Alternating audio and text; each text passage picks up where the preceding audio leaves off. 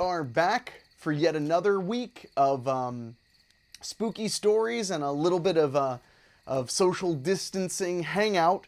Thank you guys so much for joining me. I'm checking out the chat here. We got quite a few of you already ready to hang out and read some stories from Scary Stories for Sleepovers. Last week we read the first half of the book, and this week we are going to finish her off. And I'm looking forward to it. It is family friendly. These stories are family friendly. I will, however, say that we actually read a sequel to this book the first 2 weeks we were doing Campfire stories. And boy, they're a bit vicious. They're still family friendly, but they're a bit vicious. So, be ready for that. I also want to mention real quick that you guys are amazing. We already have 2 tips that have went in. As you can see at the bottom of the screen, there's an option to tip if you're enjoying what you're watching. So real quick, I need to thank Jeff McClellan. Thank you so much for your tip and for taking care of his tip before the show even started. And also Craig Cohen, who also tipped before the show even started. You guys are awesome. It wouldn't be hyperbolic to say that Campfire Stories has legit been buying my groceries and purchasing the dog food that is a high necessity in my life. So I thank you very, very much. From the bottom of my heart, thank you very much. So, it's a chilly night. We're right by the digital fire. And I guess, without further ado, we should go to our first story. And afterward, I'll chat with you guys some more. Oh, real quick, Craig Cohen said, "Good evening, Henrik." Good evening, Craig. Thank you again for your awesome support. And Morgan Moore, howdy ho. Ha ha ha. So, let's see what kind of scariness we can get into. And hopefully you won't notice the blisters on my fingers. I have been assembling patio furniture the majority of my afternoon. So, ooh, okay. This story, for the approval of the Uncle Henny Campfire Society, is called The Dollhouse. Nobody really liked Jenny very much. On the other hand, that was probably because nobody knew anything about her. Nobody knew about her, Karen thought, as they walked to Jenny's house. Karen still remembered when Jenny walked into the classroom on the first day of school. She seemed to creep in as if she were afraid somebody would notice her. She came in and sat in the back of the room and didn't talk to anyone the whole day. In fact, Ms. Henry, the teacher, hadn't made the whole class sit if Miss Henry, the teacher, hadn't made the whole class sit in alphabetical order, Karen probably would never have actually talked to her. But because Jenny's last name was Victor and Karen's was Wells, they sat next to each other in the rear of the room. The first time Karen had tried to talk to her neighbor, she had very little success. "Hi," she had introduced herself that first day. "I'm Karen." Jenny nodded. "Hello," she said quietly. That was all she said. Looking back on that day, as they walked to Jenny's, Karen smiled. That was probably as far as things would have gone if it hadn't been for the elephant. Karen loved to collect miniatures. She was always getting her parents to buy her tiny tea sets and tiny chairs and things. One day, she brought a little carved elephant to show Kelly, her best friend, at recess. It was made of wood and was perfectly detailed, down to the 2 little nose holes at the end of the trunk. After recess, Karen put the little carving on her desk. It wasn't until halfway through class that she noticed that Jenny kept sneaking glances at the elephant. When the bell rang for lunch, Jenny turned toward her shyly. "May I see your elephant?" she asked quietly. Karen felt thrilled that Jenny was finally opening up. "Sure, but be careful. I just got it and my parents would kill me if something happened to it." Jenny held the delicate carving in the palm of her hand and stared at it. "It's beautiful," she said. "Do you like things like this?" Karen asked her. Jenny nodded, still staring at the tiny pachyderm. "I've got a whole collection of stuff like this," Karen continued, "and my stepdad gave me these really neat miniatures from Asia, villagers carved inside eggshells and things like that. If you want, you can come over and see them." Jenny slowly put the elephant back on Karen's desk. She seemed to be thinking about it. Then she looked up at Karen and smiled. "Thank you, I'd like that." Karen shrugged. "Sure, no problem. How about tomorrow after school? Jenny smiled again as she got up. Okay, she said and left the room. Karen carefully rewrapped the elephant in tissue paper and put it in a matchbox. Then she went to lunch also. Her friend Kelly was waiting for her, anxious to talk. I don't believe it, she said, nodding toward where Jenny sat alone. You actually got her to talk? What did she say? She really liked my elephant, Karen answered, still somewhat surprised at Jenny's reaction. So I told her she should come over to my house tomorrow and see the rest of my collection. And is she? She said she'd like to. I guess she has to check with her parents, though. Kelly shook her head. Why do you try so hard to be everybody's friend? I think she's a nice person. She's just so shy that her own shadow scares her. The next day, Jenny went to Karen's house after school. Karen's parents weren't home, so the two girls had a snack, and Karen showed Jenny her entire collection of miniatures, from elephants and other animals to tiny carriages drawn by prancing horses. The jewel of her collection was the egg. A hole had been cut out of the front of it, and a tiny, delicate village carved out of ivory had been set inside. The inside of the shell had been painted to look like the village was in the mountains, with a powder blue sky above.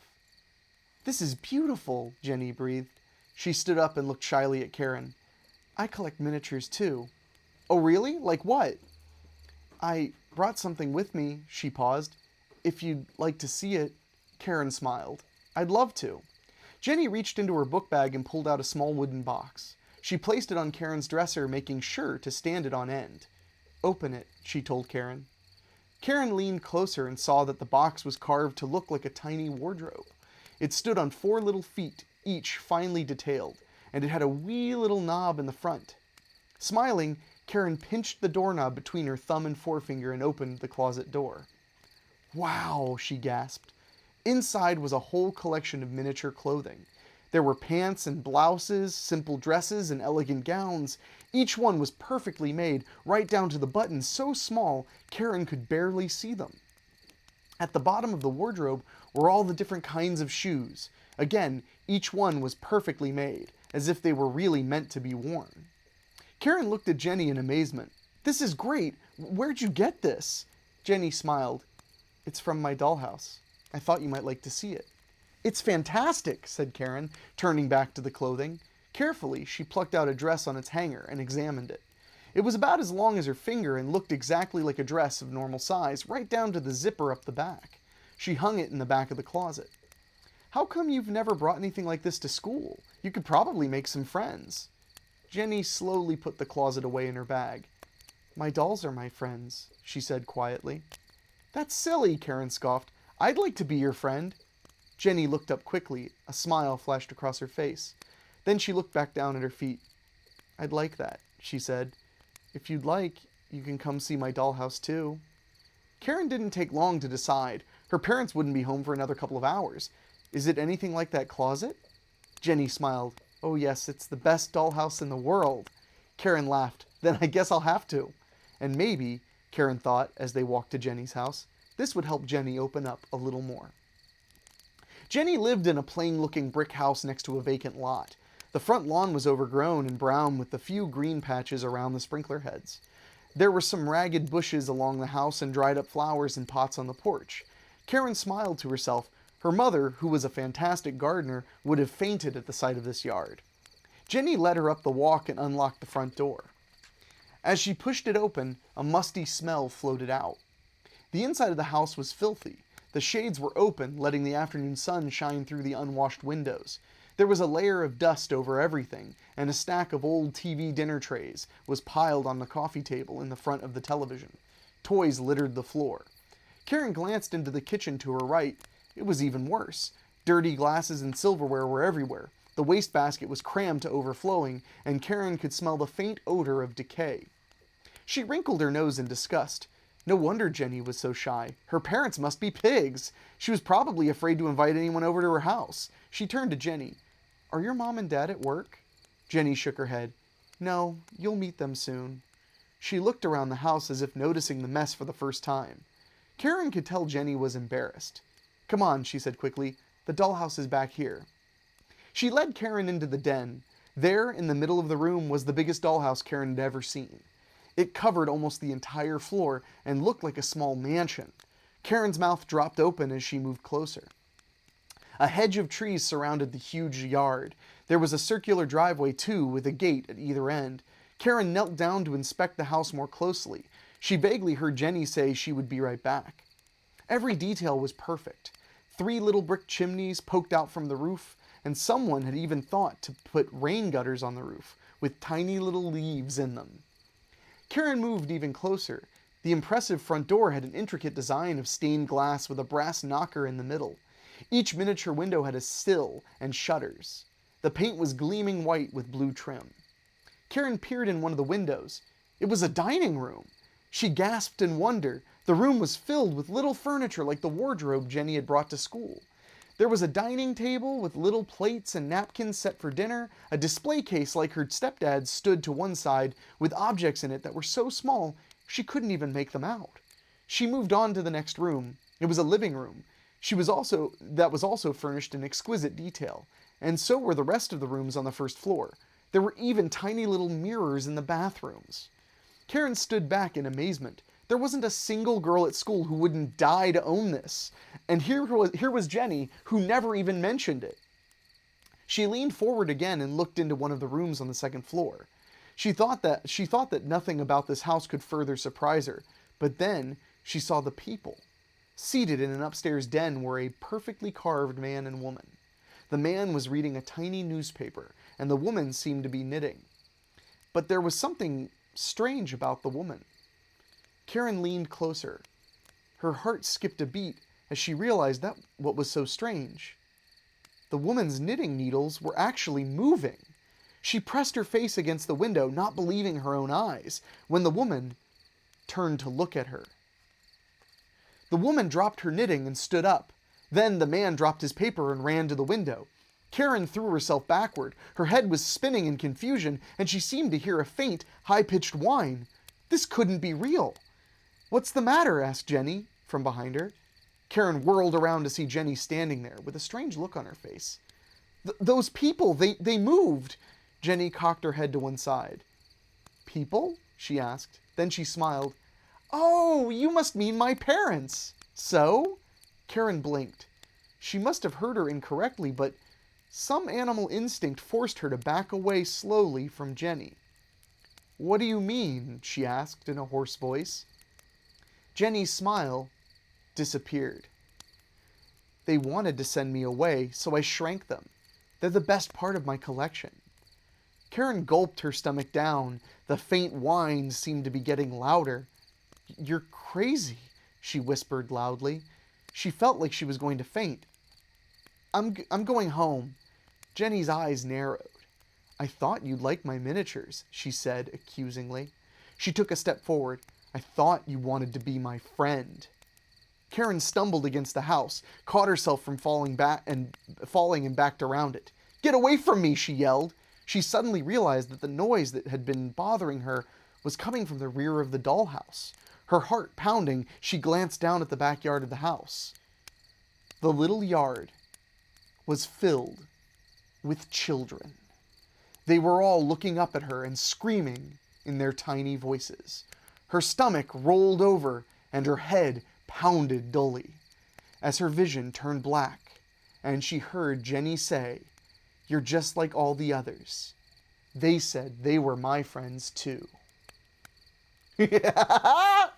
Oh, that one got me a little bit. So remember, kids, the moral of the story, don't befriend the weird kid, right? They don't deserve friends. No, but, dollhouses. Doll-sized humans creep me out a little bit, but human-sized dolls are what really creep me out personally. Let's see what's going on in the chat.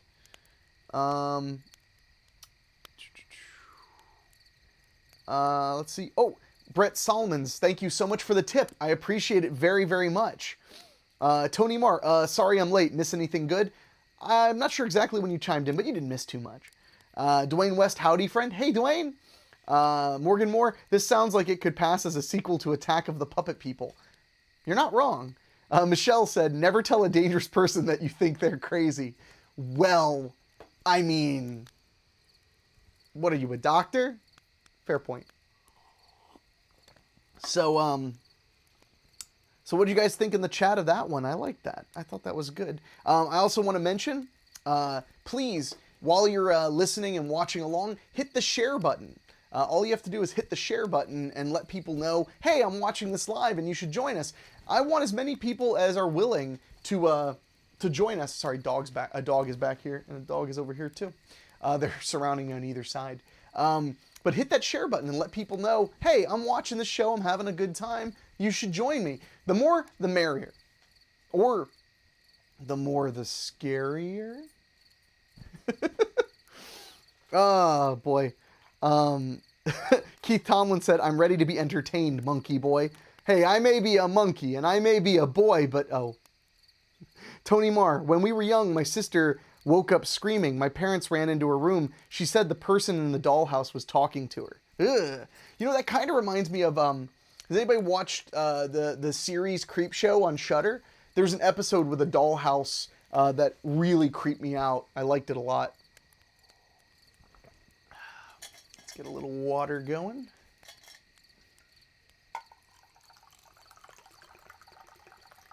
Yeah. I just poured water all over my lap. So let's see. But yes, be sure to hit that share button. Let's see. Well, what do you say? We do another story. I've been looking forward to this all day. I spent most of the day cleaning out my backyard, getting my patio really nice. I got some patio furniture I'm really excited about. I was posting about it on Facebook ad nauseum. Hey man, the little things in life make things worth living. And I've been assembling the patio furniture. I'm one chair away from done. I have a chair, a love seat, or two chairs, a love seat, and a little end table. It's a nice little cheap set, but it'll get me by. All right. I guess it's time for another story. Ooh, okay. I like this title. This one is going to be different from all the other ones, because I don't think we've ever had a story that quite involved what this seems to be suggesting. All right. This next story is called Frankenkid. One night, Jeffrey was watching an old science fiction movie on television. It was about a man who built a robot to conquer the world. Then, when he died, the robot went crazy and started killing everyone.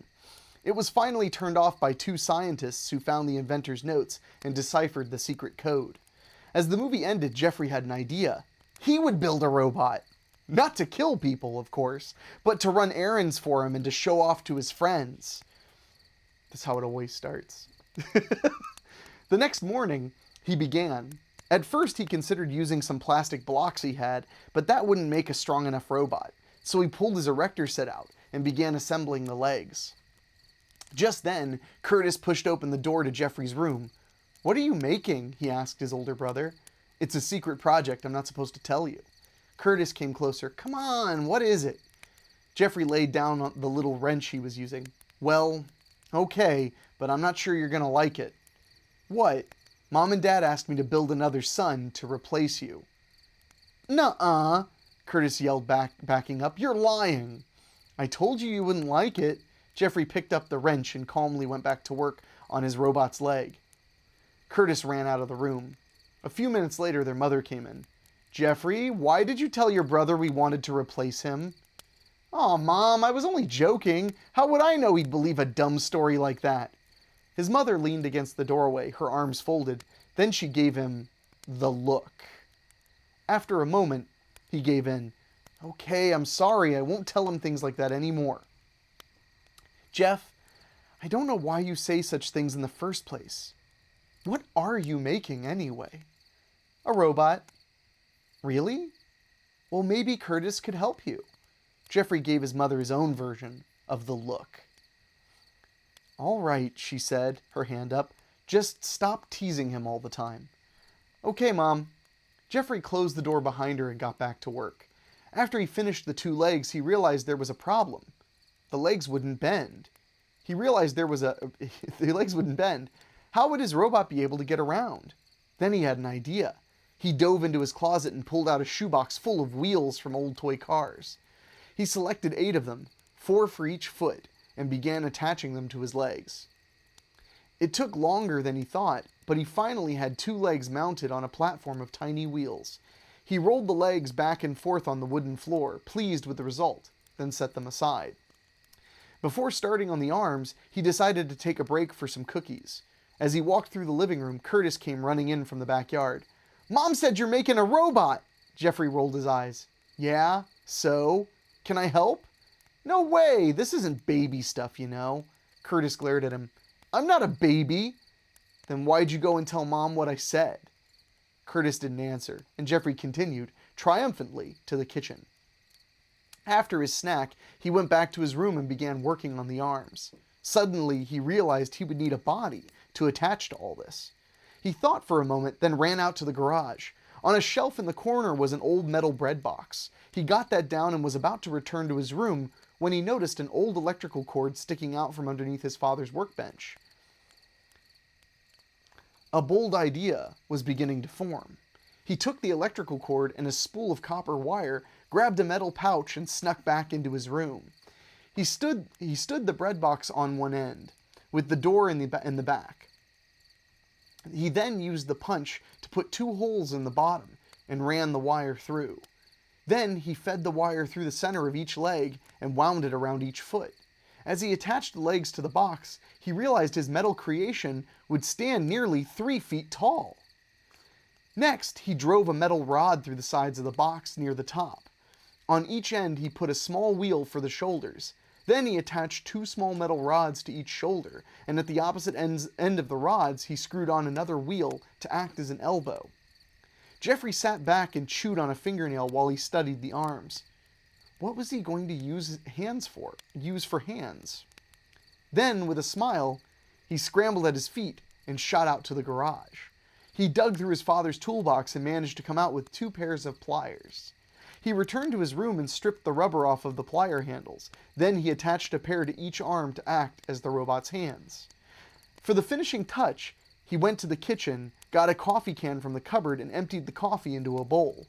Then he took the can out to the garage and selected 2 red Christmas lights for eyes. He also grabbed a regular light bulb to attach to the top of the head. On his way back to his room, he saw Curtis playing. "Hey kid," he said, stopping. "You really want to help me with my robot?" Curtis stood up. "Yeah, what do I have to do?" "It's easy. Just go to the field and see if you can catch a lizard." "A lizard?" he said with a suspicious look. "Why?" Jeffrey shook his head. "Do you want to help me or not?" "All right, but you know Mom won't let me go by myself." Jeffrey considered this. "Yeah, okay, let's both go." He went and dumped the coffee can and the lights in his bedroom. Then he and Curtis told their mother where they were going and left. The field, which was actually a huge overgrown vacant lot, was a couple of blocks away. All the kids in the neighborhood used it for bike trails, hide and seek, and any other game they could think of. When Jeffrey and his brother arrived, however, the field was empty. "Okay," Jeffrey said, "a really big lizard would be best, but I guess any size'll work." "What's it for?" said Curtis. In a burst of goodwill, Jeffrey told him, "I'm going to use the lizard to bring my robot to life." Curtis was amazed. "How?" "The lizard will move the robot's arms and legs when it moves its own." Curtis's eyes lit up. "Wow, do you really think it'll work?" "Sure, why not?" Jeffrey pointed to the far end of the lot. "You take that half and I'll take this one, okay?" Curtis nodded and took off. Jeffrey began scouting the weeds around him. After an hour or so, Jeffrey was ready to quit. He'd scoured his half of the field, and the only lizard he'd seen had managed to escape. He decided to go see how Curtis was doing. He found his brother crawling through the weeds near the middle of the field. "Any luck?" he asked. I saw a dead one, but no live ones." Jeffrey nodded and kicked at a pile of dirt. Then it hit him. "A dead lizard! That would be even better!" "Where was the dead lizard?" he demanded. Over there somewhere. Why? Remember that movie? Frankenstein?" Curtis nodded. That one had scared him so bad he had slept all night. Jeffrey had talked the babysitter into letting them watch it. Remember how Dr. Frankenstein brought the monster to life? Jeffrey continued. He put together the parts of dead people and then zapped them with lightning. Yeah, so I'll do the same thing with the lizard. What, wait for lightning? No, said Jeffrey scornfully. I don't need that much electricity. I'll use a regular outlet. I don't know, said Curtis. Do you think that's a good idea? Don't be such a scaredy cat. Come on, where's the lizard? Curtis led him to the body. It was about 6 inches long, head to toe, and slightly dried out from the sun.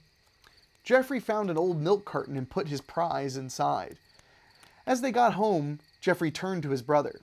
Now listen, you had better not tell Mom or Dad about this, or I'll have my robot eat you up. I won't say anything, Curtis muttered. Good, said Jeffrey as he started up the front steps. He immediately went back to work on his robot.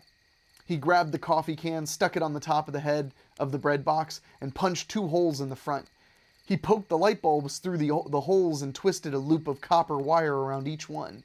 Then he brought the wire down through the head into the body and laid the loose end at the bottom of the bread box. Next, he wrapped around another piece of wire to the metal rod on which the arms hung. He then let the piece of wire hang to the bottom. He carefully rolled his creation out to the garage. Then it was back to his room to get the lizard, the old electrical cord, and some scissors. On his way back out, he collected his brother. Do you want to see this?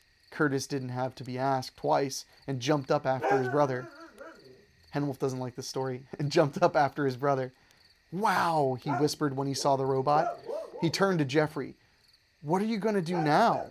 I have no idea why she's barking. What are you going to do now? Jeffrey placed the lizard body into the bottom of the bread box. He connected both of the robot's legs wires to the lizard's hind legs.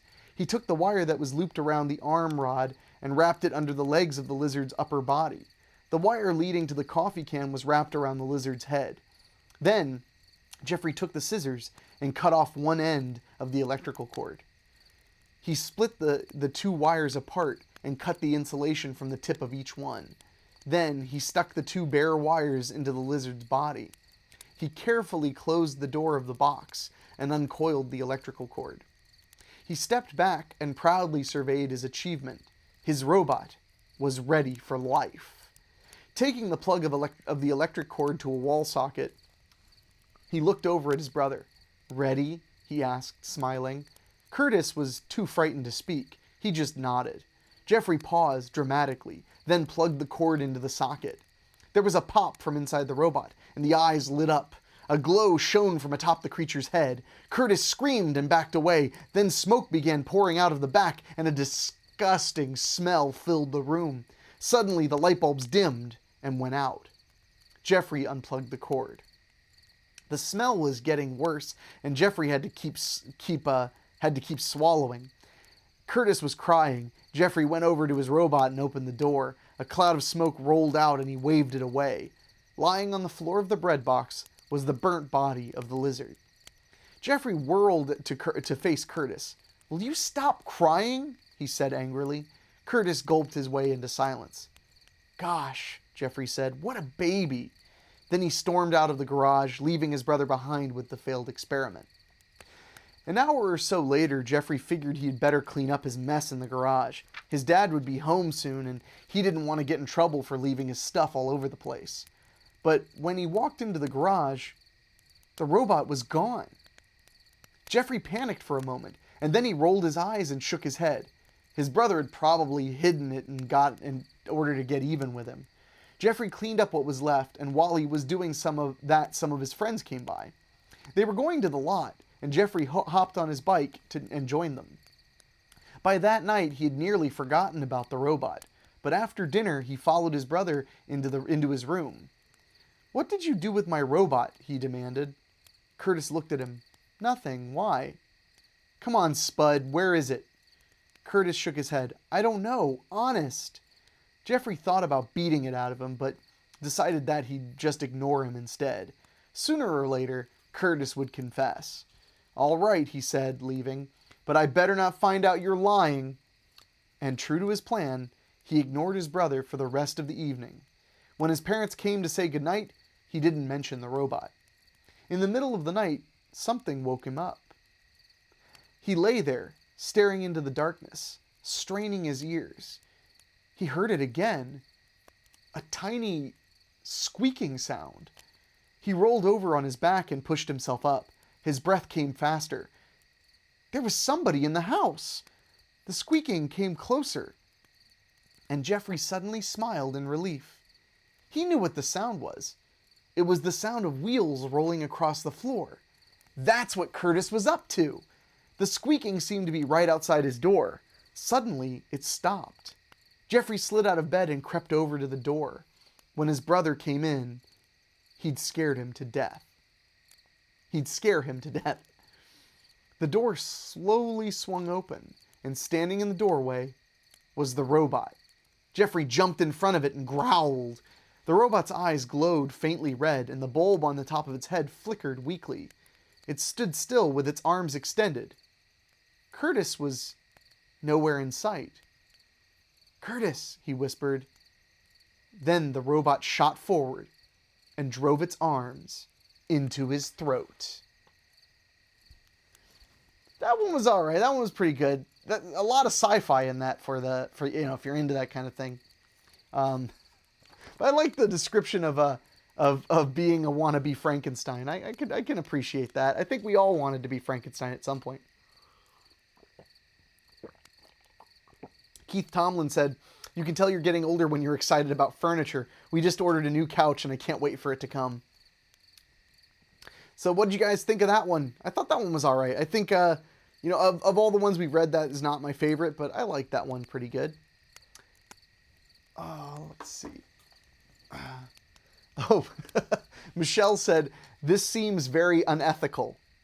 I think that's an understatement. At least they ended up using a dead lizard instead of a living lizard. I feel like it would have been a lot more cruel if it were a living lizard, but what do I know? Craig Cohen said, "Henwolf with her sound effects. She knows her cues." Wolfie is always ready with a howl and a bark. That is for sure. Hey, Wolfie, come here. Let's see if she'll come over real quick. Might be able to see the top of her head. I don't know. Wolfie, come here, big girl. Oh my goodness, you're such a big dog. Come here. You can see the tip of her nose. Hold on, let me. Let's see. Here, I'll put that away for a second. You can see Henwolf. There she is. You can also see the bottom of my backdrop. Whoops. Ignore the man behind the curtain. Good girl. You're a very good girl. Oh. Mark Shields, mediocre. Well, they can't all be winners. Dwayne West, evening, my friend. Love my story time with your awesome self. Thank you so much, Dwayne. I appreciate it. Whoa, Henwolf. I guess she's decided she's going to stay right at my feet. Well, I guess we could jump into another one. I do want to mention again, hit that share button. Tell people what you're doing. Remember, sharing is scaring. I just made that up. That's pretty good. All right, let's move on to the next one. Maybe this one will be a little bit scarier and a little bit less unethical. Okay. And I guess Henwolf is going to stay right here and help me read it. This one is called The Girl of Their Dreams. Lisa stood at her bedroom window and watched the moving van pull away from the old Muller place. The house stood in the middle of a huge piece of vacant land on the edge of town, and Lisa's house was on a street that ran along one side of the lot. Her bedroom window stared straight at the huge, decaying mansion. It had been empty for as long as she could remember, but this evening, just before sunset, a van had pulled up in front of the house.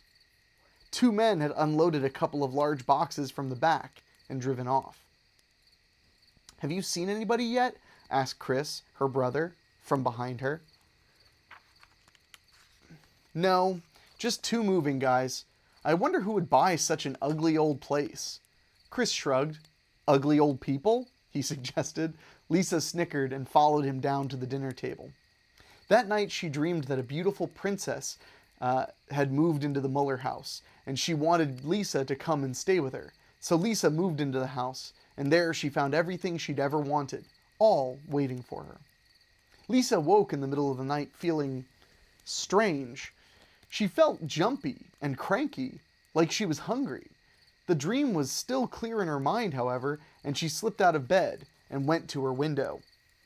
The windows of the abandoned house were dark, but its ancient walls seemed to shimmer in the moonlight, as if they were magically clean and white again. She stared at it for a while, then shook her head and went back to bed. The next morning, Chris surprised her by asking if she wanted to come check out the new people at the Muller house. Still thinking about her dream, Lisa agreed quickly. She got dressed, then picked their way across the field. As they got closer to the house, Lisa could see that the broken windows had been boarded up. The remaining ones had heavy blinds drawn in front of them. Then they came around to the front of the house, and Chris stepped onto the porch. "Wait, Chris," Lisa said loudly. "What if someone's home?" "Well, why else are we here?" he snapped. "If you're too afraid, go home." She thought about it, but then she remembered her dream. There was no way she was going to miss out on this one. "Go ahead and knock," she said. Chris stepped forward and rapped on the heavy wooden door. After a moment, the front door creaked open, and a man stood there. He smiled when he saw Lisa and her brother. "Hello, can I help you?" Hi," Chris began. "I'm Chris Kohler, and this is my sister Lisa. We live in the blue house across the field. We saw you move in yesterday and came over to meet you." The man nodded, still smiling. "My name is Benjamin. My daughter Bryn and I just bought this house." "You have a daughter?" Lisa asked abruptly. "Yes, but she hasn't arrived yet. Maybe you could come by this evening, after dinner. I'm sure she'd like to meet you." "Sure," Lisa said. "Okay," agreed Chris. "See you later." As they walked back home, Chris asked Lisa, "Why were you so surprised he has a daughter?" I had a dream about the house." Chris spun around and stared at her. "What do you mean?" She stopped, surprised by his reaction. "I dreamed that a princess lived there, and that she was very lonely and wanted me to come live with her, and she gave me diamonds and jewelry and all sorts of things." Chris stared at her. "Me too. I mean, I had a dream about the Muller house too." Lisa's mouth dropped open. "Yeah? Was there a princess?" Chris shook his head. "No, I dreamed it was more like a museum, with all sorts of old swords and armor and stuff." Lisa didn't know what to think. She and Chris had always been very close, but they had never shared the same dreams. "This is weird, Chris." He nodded in agreement, and they returned to their house. That night, after dinner, they told their mother they were going to visit the new girl at the Muller house. Back across the field they went, this time under the pale glow of dusk. The door was opened as soon as they stepped onto the porch. A girl stood in the doorway outlined by the wash of the light from inside. She was very pretty with long black hair and dark eyes. She smiled at them. "Hello, my name is Bryn." Lisa felt as if she had found an old friend. She shot a glance at her brother. He was staring at Bryn with his mouth slightly open, like a dead fish. She poked him with her elbow as she stepped slightly forward. "I'm Lisa," she announced, "and this is my brother, Chris. We live in the blue house across the field." Bryn nodded. "Come in." She stepped back to allow Lisa and her brother inside. The interior was lit by what seemed like hundreds of candles in gleaming brass candelabras. To one side of the living room was a polished wooden staircase rising up to a darkened second floor. "The electricity's not on yet," Bryn explained. "My father's gone into town to see if he can find an open hardware store." Bryn led them to a big overstuffed sofa and motioned for them to have a seat. "I'm really glad you two came over," said Bryn as they sat down. "I always like to meet new people. Is this a nice neighborhood?"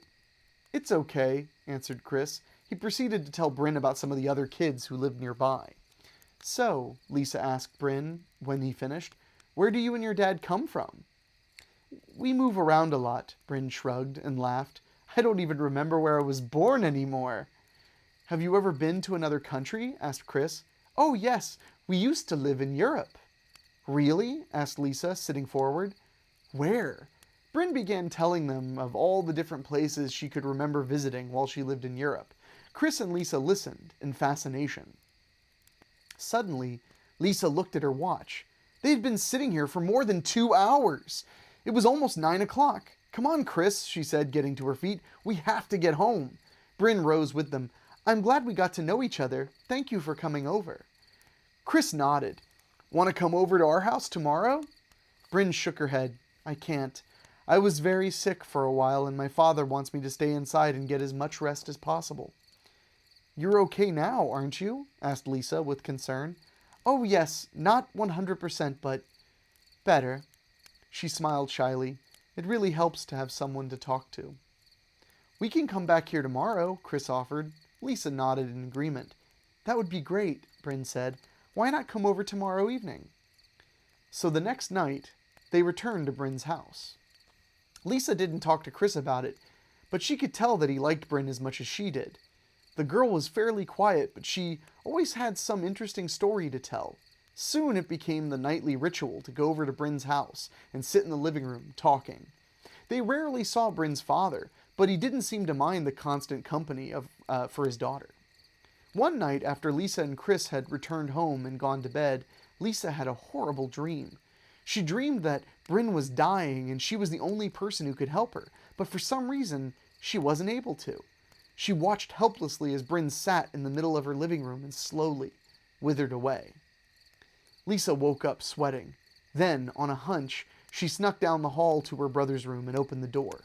"Chris," she whispered, "it's me." What?" "I just had a nightmare about Bryn." Chris looked at her strangely. "What was it about?" he asked. "I dreamed that she was dying and I had the power to save her, but I couldn't get to her." Chris was silent for a long moment. Then he said, I had a dream like that too. What do you think it means?"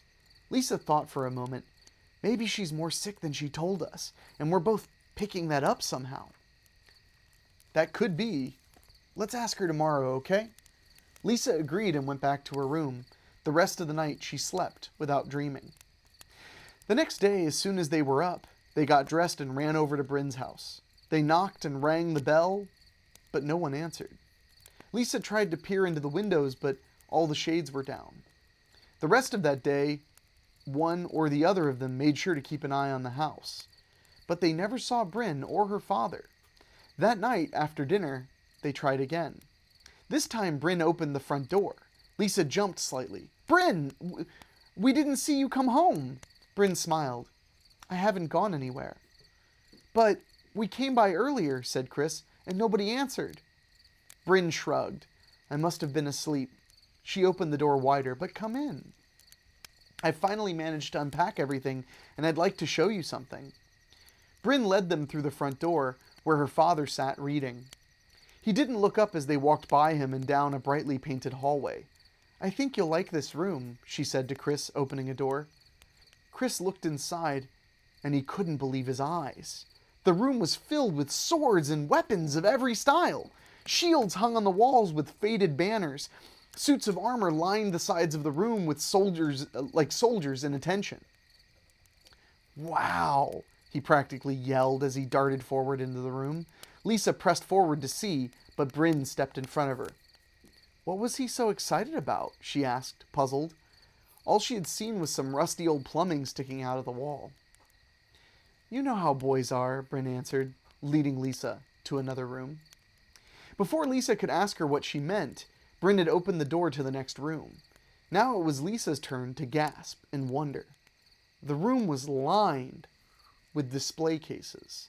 Each one had piles of jewels and necklaces and rings and everything else Lisa could imagine.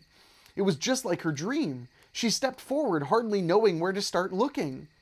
"I'll be right back," Bryn said. She closed the door behind her, leaving Lisa in the room alone.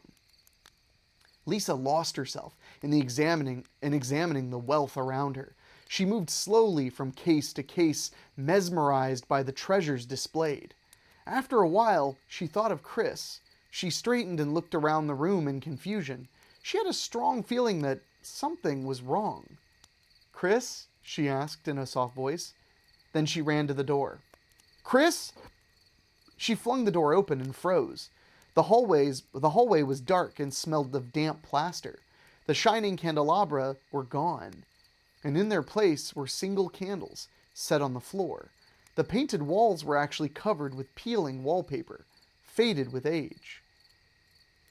Lisa took a deep breath and plunged down the hallway to the room where she had left her brother. The door was hanging on one hinge, and when she pushed it open, it tore itself out of the frame with a screech and crashed to the floor. Lisa jumped back in fear, too startled to speak. The room was empty. The walls in here had nearly collapsed, and bits of plumbing were revealed like bones of a corpse. For some reason, there were pie tins nailed to the walls, with old pieces of rags hanging next to them. "Chris," Lisa yelled. "Chris, where are you?"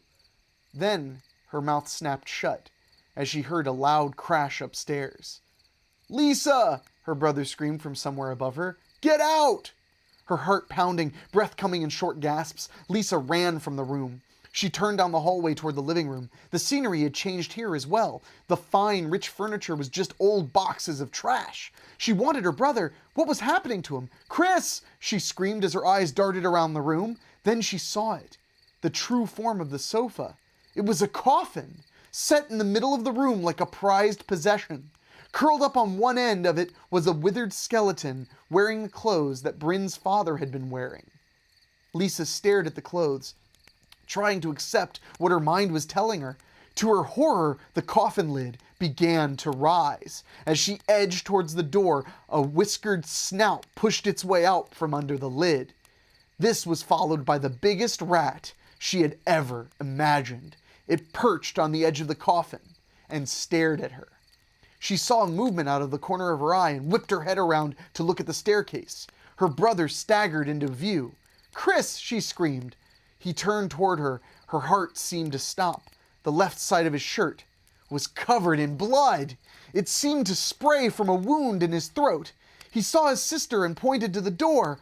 "Run!" he said in a hoarse voice. Then Bryn pounced into view. She was taller and older now, about the age of their mother. Her mouth was smeared with blood, and she advanced on Chris with hunger in her eyes. Lisa's legs buckled, and her vision swam in and out of focus. Another scream from her brother jerked her head up. Bryn was standing over him, mouth fastened on his neck. "No!" Lisa yelled. Then louder, "No!" She scrambled to her feet and bolted for the door. She wrenched it open and practically flew off the porch into the field. Sobbing and choking, she somehow made it across the field to her house. She fumbled at the doorknob, then thrust herself inside. She stopped in complete confusion. She was back inside the Muller house. The door creaked shut behind her, and she slowly turned to look. Bryn stood there, smiling, with red teeth. Her fangs gleamed in the light of the candles as she bent forward and clutched Lisa to her. All right, that one, that was a good one. I like that one. I don't think we had vampires yet. That was fun. That was really fun. All right. Oh, thank you so much, Keith Tomlin, for your generous contribution. Tipping is not required, but it is appreciated. Let's see. Oh yeah, Anthony Valbiro.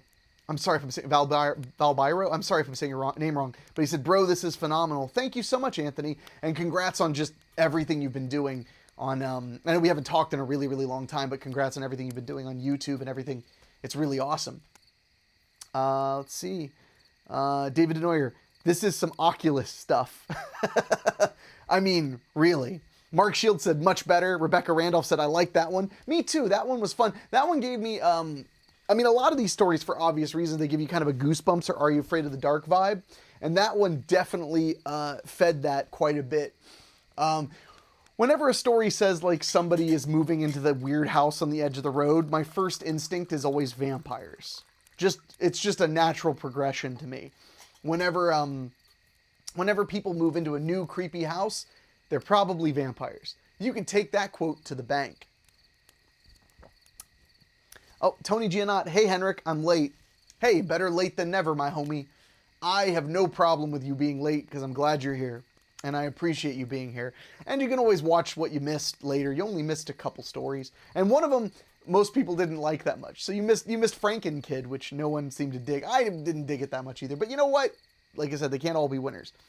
So if you're watching this right now, please, if you're watching it live, hit share and share this to your friends. Let them know that you're hanging out, listening to scary campfire stories, and they're more than welcome. The more, the scarier. That's gonna become the new motto. The more, the scarier. It hurts to be so clever. But let's see how we're all doing. So, wow, we got a nice little room in here. So you guys like that one better? I gotta say, so I read the first book. For those who weren't aware, the first book we read on Uncle Henny's Campfire Stories was even more scary stories for sleepovers, which was a book I just happened to own.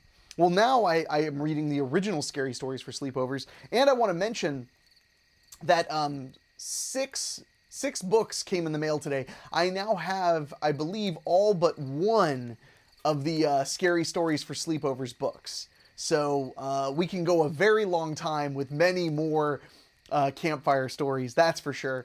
But yeah, so, but I noticed that this one is pretty brutal. I mean, that one had a vampire drinking blood and, you know, I mean, it's still relatively kid-friendly, but woof, woof. Oh, Katie Wolf said, hello. Hey, Katie, how are you? How's that Uncle Henny's Campfire Stories t-shirt treating you? Katie was the first person to buy an Uncle Henny's Campfire Stories t-shirt, which you can find at henflix.com. I'm not trying to do massive plugs. Tony Gianot also has one. So it's pretty cool. It has our campfire logo. Oh, wrong side. A campfire logo right here, but it's on a nice, you can either get it on a navy blue or black t-shirt. I think it looks pretty cool. But just want to mention again, hit that share button. We're about to start another scary story. And also, you'll see these links right here for Venmo and PayPal. Tipping is not required, but it is greatly appreciated. Katie said, I love it. I'm glad you like your shirt. I know it took a little while because, you know, there's this pandemic or something going on. I haven't heard anything about it really, but, you know, but it's making everything take a little bit longer. But let's, ooh, guys, so our last story had vampires. This story, I mean, now, I don't know what the stories are going to have. I only know what I can guess from the title. But this story is called A Wolf in Sheep's Clothing. Did you hear about last night? Jerry asked Craig as he rushed into class before the bell. Was there another one? Asked Craig. Yeah, said Linda from the seat in front of them. A delivery guy. They found him in an alley. The whole alley? Added Robert with great emphasis. What do you mean? Asked Craig as the bell rang and the kids started scrambling for their seats.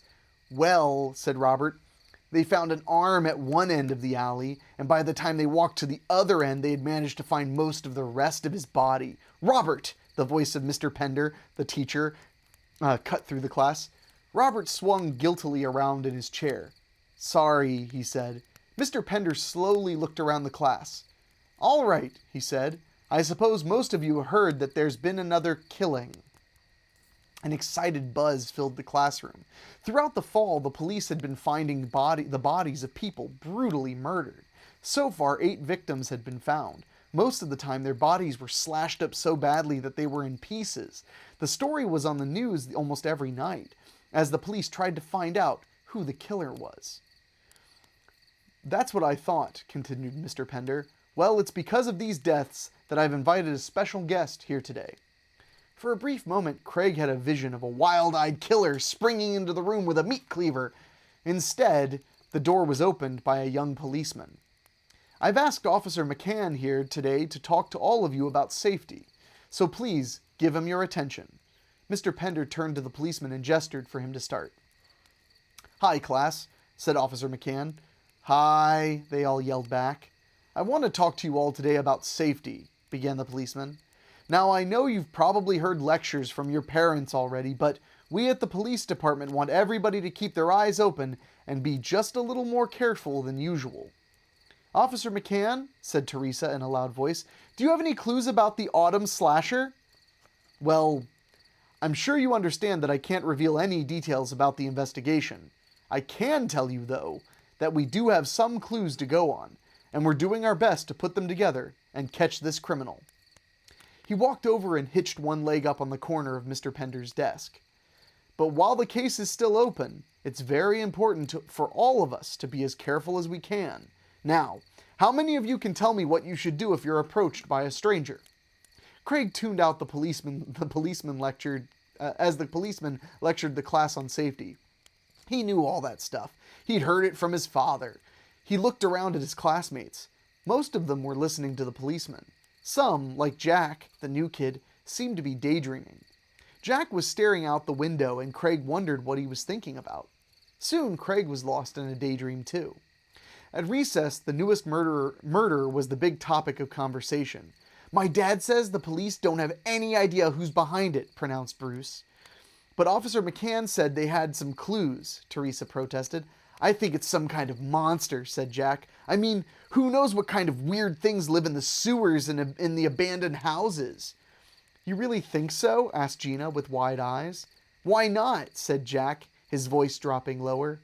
"Maybe, late at night, after we're all asleep, some hideous, flesh-eating creature climbs out of the drains and goes hunting for dinner." "That's ridiculous," scoffed Craig. "Oh yeah?" asked Jack. "Do you have a better idea?" "It's probably just some kind of psycho," answered Craig. "I agree," said Teresa. "My parents are always telling me to stay away from strangers. I've heard it at least once a day since the killings began." "Yeah. Why invent some kind of stupid monster?" asked Brian. "The best thing you can do is just stay away from strangers like Teresa said." Most of the other kids nodded. "And don't go out alone," Craig added. "Well, my dad says there are plenty of things we don't know about," answered Jack, angrily. "That's right," said Anthony, jumping into the conversation. "What about all those scientific studies on ghosts and stuff like that?" This prompted an all-out argument about monsters and ghosts and other weird things. By the time the bell interrupted their discussion, nothing was clear, except that Craig and Jack each thought the other one was a jerk. The second half of the day passed by uneventfully. About halfway through class, Craig noticed Jack glaring at him, but he ignored him. He couldn't help it if Jack was mad at him. It was nothing personal. It was his fault for having such dumb ideas about monsters and stuff. When the final bell rang, the kids gathered up their books and poured out into the yard. Craig joined some of the other boys in a football game and forgot all about psycho killers. For a while. He didn't leave school until late in the afternoon. Most of the other kids had already been picked up by their parents. Some, like Anthony, were hanging around the front of the school waiting. As Craig walked out of the yard, Anthony called to him, "You better hope there's no such thing as monsters." Craig ignored him. He didn't care if Anthony wanted to believe those stupid stories about ghosts and monsters. He didn't know everything, but he knew there was no such thing as a flesh-eating monster that lived in the sewers. He jerked his book bag over one shoulder. Kids like Anthony were just jealous of him because his parents didn't treat him like a kid. He was allowed to walk home from school. He didn't have to wait for his parents to pick him up like the other kids. He sighed.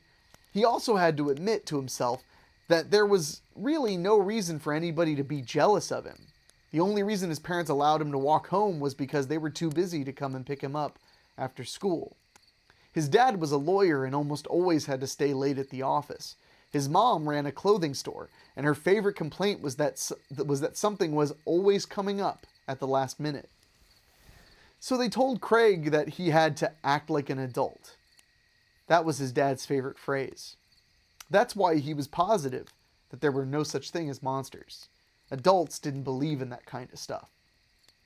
But sometimes acting like an adult was hard to do, especially when that meant walking home from school alone, when there was some maniac prowling around, waiting to stick a knife into the nearest person. At the thought, he snuck a quick glance over his left shoulder. The street was empty. He snorted and turned around. He really had stayed at school longer than he should have. Now he was about halfway home and nighttime was creeping in. The truth was, he had forgotten that it was getting dark a little bit earlier every day. One by one, the streetlights flickered on and burned. He was walking down a long street lined by closed shops and black windows. He was trying not to think about the darkening sky when he heard something behind him. Trying not to look scared, he casually glanced over his shoulder. His breath caught in his throat. What was that? He stopped and stared down the street behind him. Nothing moved. But hadn't he just seen a shadowy figure duck into the doorway of one of the shops? His heart kicked into high gear. He turned around and started walking faster. In the back of his mind, he thought that he still had to act casual. He had to act like nothing was wrong. That way, somehow, nothing would be wrong. Like his dad always said, act like a victim and you'll be a victim. He straightened his shoulders and held his head up. He darted another look behind him. He saw nothing, but he could feel someone watching him. He walked a little faster, his breath whistling in and out between his teeth. His eyes anxiously scanned both sides of the street. He searched up ahead of him for an open shop, a welcome glimmer of light that meant there was a phone inside to use, a place where he wouldn't have to act like an adult.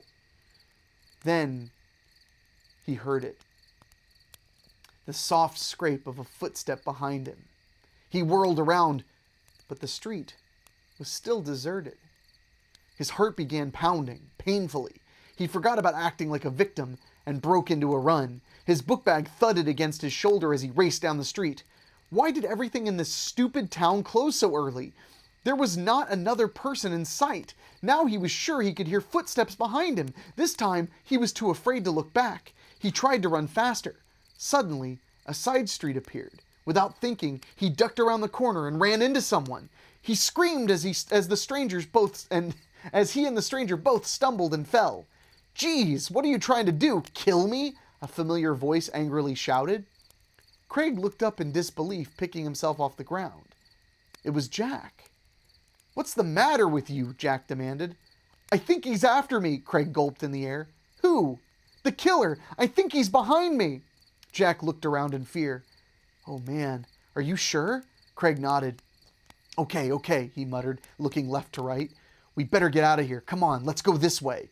Craig scrambled to his feet and ran after Jack. It was obvious that Jack knew the area because he led them down a couple of side streets and then an alley without stopping to look. Craig kept looking behind them, but nobody appeared. Suddenly, he realized that they were in a dead end. Jack had stopped. He looked like he was staring at the wall in front of them. Was he looking for some secret passageway? Was he going to climb it? "What are you doing?" Craig asked Jack from behind. "How will we get out of here?" Jack made a noise that sounded like a cross between laughing and coughing. "We won't," he answered. "What do you mean?" Jack turned around. Thick brown hair was sprouting from his face. His body seemed to bulge out in strange places under his clothes. He held up a hand with razor-sharp claws. "So," he rasped, "you still don't believe in monsters?" Oh yeah, that one was fun. That was a good time. I mean, ever since Twilight Zone the movie, hey, you want to see something really scary? Yeah. Let's see. Tony Giannot said, "I love the shirt." Mark Shield said, "I just bought 2. Oh man, thank you so much, Mark. Oh, Pasquale Romero, thank you so much for your tip. I really appreciate it, man. And yeah, and thank you so much, Mark, for grabbing 2 t-shirts. I will warn you, they're printed on demand. It may take 2 or 3 weeks, or it may take 5 days, or it may take 4 days. It really depends on how slammed the company is. So just wanted to mention that. So let's see what you guys are saying. But thank you again for grabbing t-shirts. David Nair, "Oh man, I ghosts." I ghosts? Morgan Moore, abandoned houses and sewers. I see these kitties will be all floating. Oh man, right? Tony Giannot said, and Father of the Year award goes to, yeah, really, that story had a lot of problematic fatherhood stuff rocking in there. Just saying, there was some problematic fatherhood stuff going on. But I could relate. Shane Migliavacca said, is his father Charles Bronson? I also want to mention, Shane Migliavacca, who's in the chat and who's watching live, is a very talented author. And he writes short stories for my podcast, Weekly Spooky, which is a weekly podcast with not so family-friendly stories. But it is every week, every Wednesday.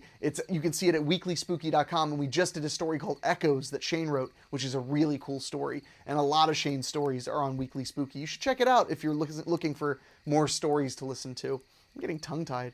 Craig Cohen said, haha, I had a feeling I was going to die. I mean, Craig would. I was thinking that we've had like Daves in the show, but we hadn't had any Craigs yet. So Craig said, I grew up with a best friend named Jack too. Of course you did. Well, at least you didn't get eaten by a werewolf. I mean, although, the night is young, but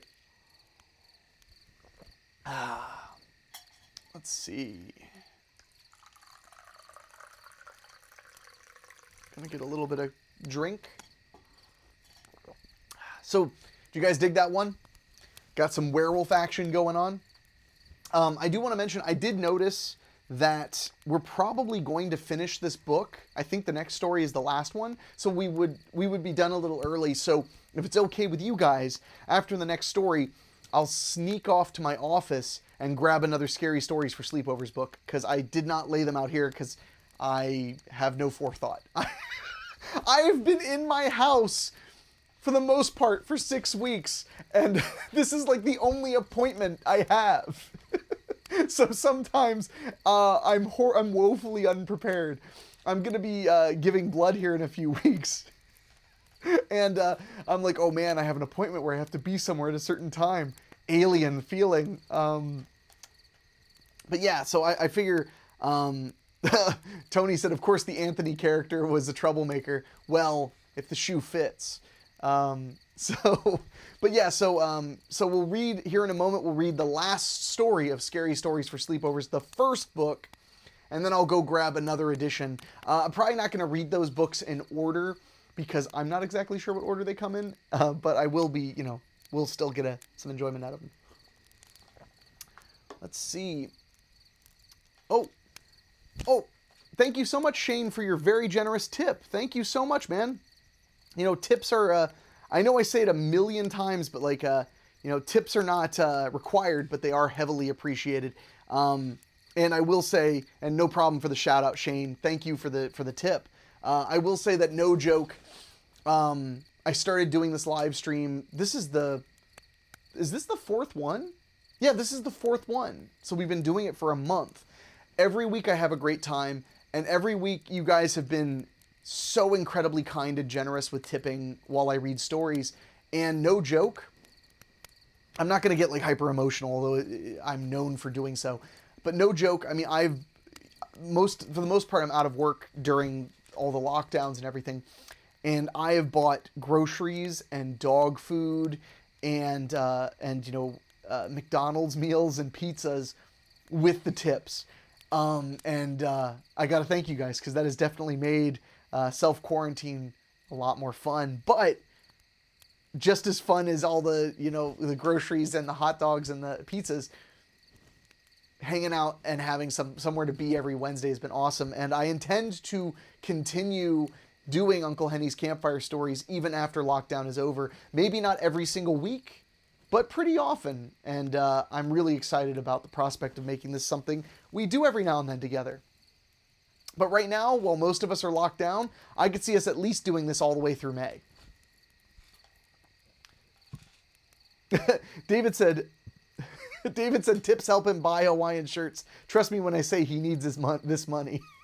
I have been wearing the same Hawaiian shirt every week, but it's because it's blue and I think it makes the background and me pop. So anyway, what do you say, kids? Let's read the final story of the original Scary Stories for Sleepovers, and then I'll go sneak off and grab the next book, and we'll get a head start on the next book in the, I believe there are 9 total Scary Stories for Sleepovers books, which I had never even heard of these. I actually had the first book we read, which was even more Scary Stories for Sleepovers, was just a book I had randomly bought at a bookstore, and read it to you guys, and the rest is history. So let's read a story. Did both the dogs leave? They did. Well, fine. I didn't need them to protect me anyway. I'm not scared. I do, after I'm done recording, or streaming, I do turn on all the lights in the house for a good 20 or 30 minutes just to keep myself from being too spooked. I'm a nerd. I'm a total nerd. All right. Ooh. Speaking of thrills, this story, submitted for the approval of Uncle Henny's Campfire Stories, is called The Thrill Seekers Club. All right, announced Peter. I'll do it. He stared defiantly at the other boys in the treehouse. More than anything, Peter wanted to be a part of the Thrill Seekers Club. Everybody did. It was the club to be in.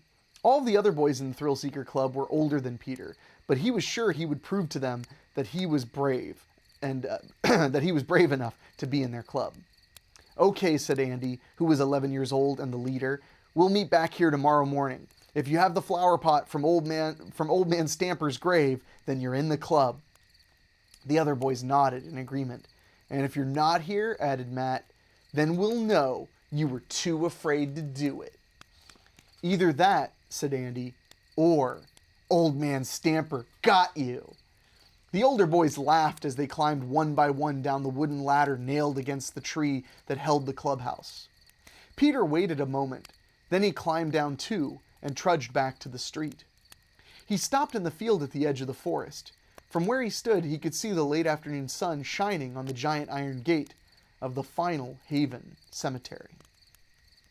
It was the town's only graveyard, and it had been there forever. The town's first mayor was buried there, and he had died nearly 100 years ago. Mr. Finch, the cemetery gardener, seemed like he'd been around for at least 100 years too. He was a strange man who lived in a small cottage near the very center of the cemetery. He almost never came outside the walls of the cemetery, except close to the gate, every night. Peter had seen Mr. Finch only once. He was tall and thin, had completely white hair, and he hitched one leg up when he walked. A slightly hunched back made him look kind of spooky, and he always wore a black shirt and black pants. On cold days, he wore a heavy black overcoat. Peter was starting to have second thoughts. If Finch caught him, his dad was sure to find out, and he knew he'd be grounded for the rest of his life, if that happened. He tried to convince himself that he wasn't scared as he passed the cemetery and headed home. When he got there, his best friend David was sitting on the front porch, waiting for him. "Well?" asked David as Peter walked up. "What happened? Are they going to let you in?" Peter put his finger to his lips and crept around to the side of the house. David followed. "I think so," Peter answered. "But first, the guys want me to prove I'm not chicken." "How are you going to do that?" "I have to go to the cemetery tonight and steal the flower pot off Old Man Stamper's grave." David's eyes grew wide. "Tonight? When it's pitch black? In the cemetery? What are you, crazy?" Peter hushed him angrily. This was not what he wanted to hear. "Big deal," he said. "It's just a dumb flower pot, and I've been through the cemetery before." "Yeah, but never at night," David replied. "And besides, how are you going to get out of the house without your parents knowing?" "I'm going to wait until they go to sleep. Then I'll sneak out the back door." David threw his hands in the air. "Oh man, that means you won't get to the cemetery until almost midnight." Peter didn't answer. David poked at a spider with his toe. After a long silence, he spoke. "Well," said David, "I can't understand why you want to get into that stupid club. But since you do," he took a deep breath, "I'll go with you tonight, if you want." Peter felt a wave of relief. "Great, I'll come by tonight and knock on your window around 11.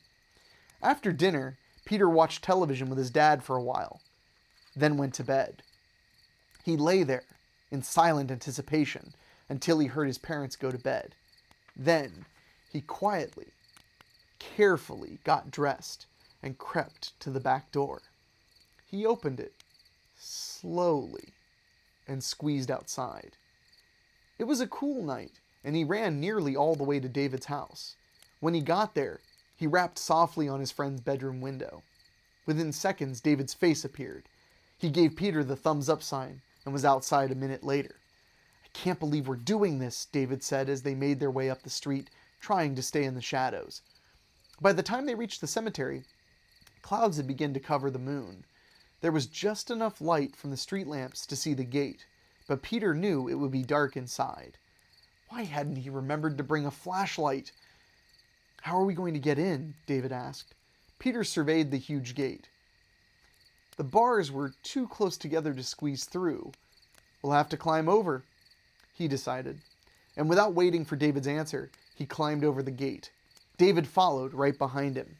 On the other side, they paused to stare down the long central path of the cemetery. Twisted oaks clung to the edge of the path, forming a dark tunnel.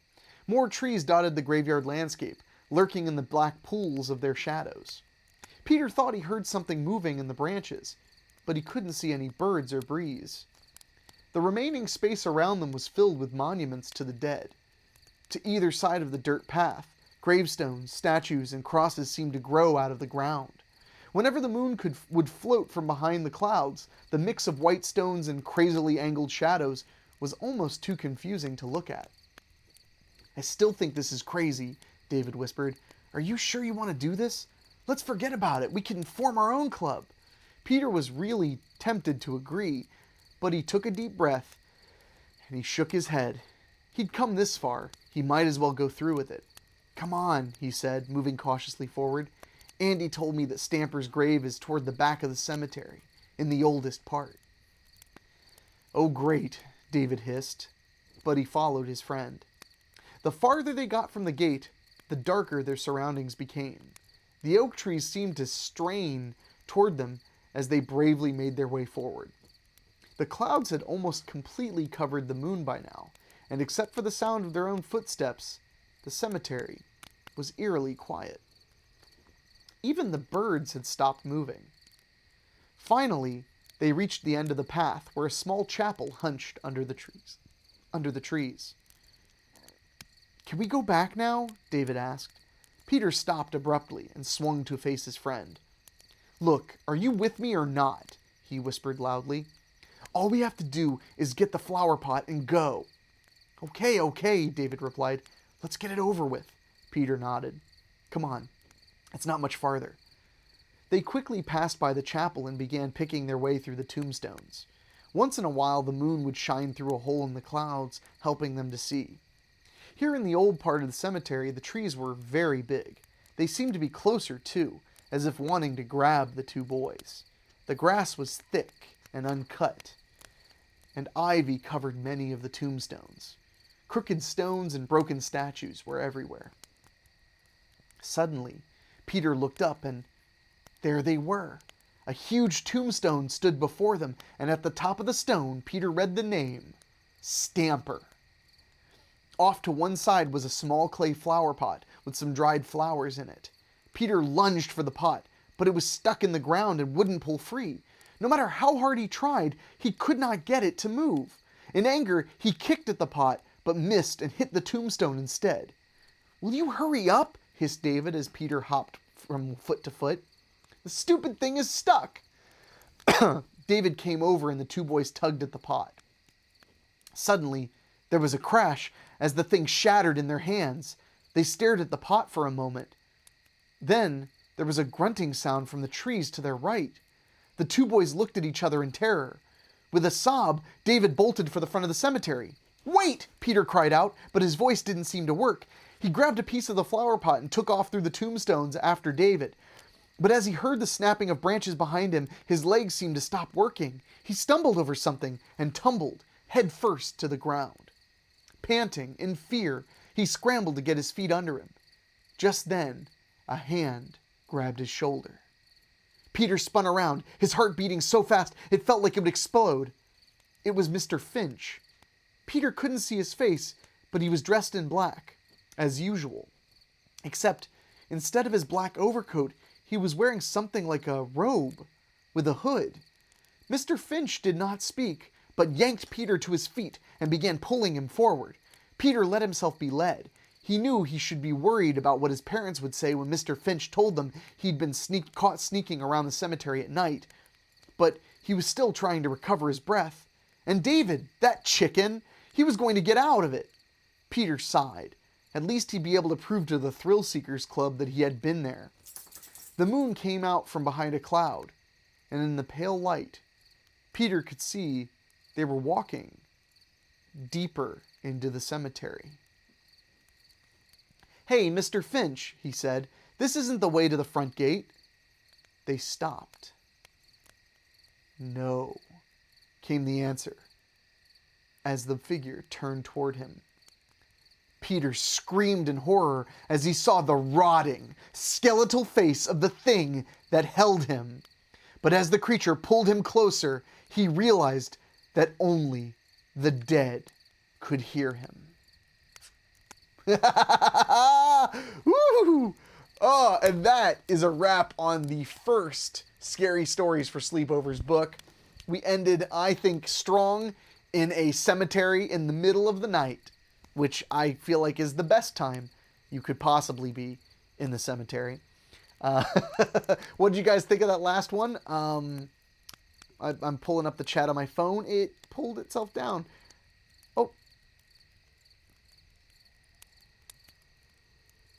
Oh. Thank you so much, Jerry Roth, for your incredibly generous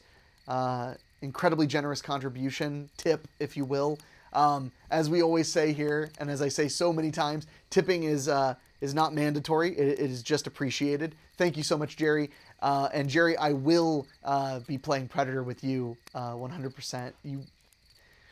You guys really move me, just being honest. Morgan Moore, thank you so much for your tip as well. And the note says, thanks for all the fun and spookies the past month and to many more. P.S. If you ever get tired of fast food, my wife and I would be glad to make you something. Well, you know what, Morgan?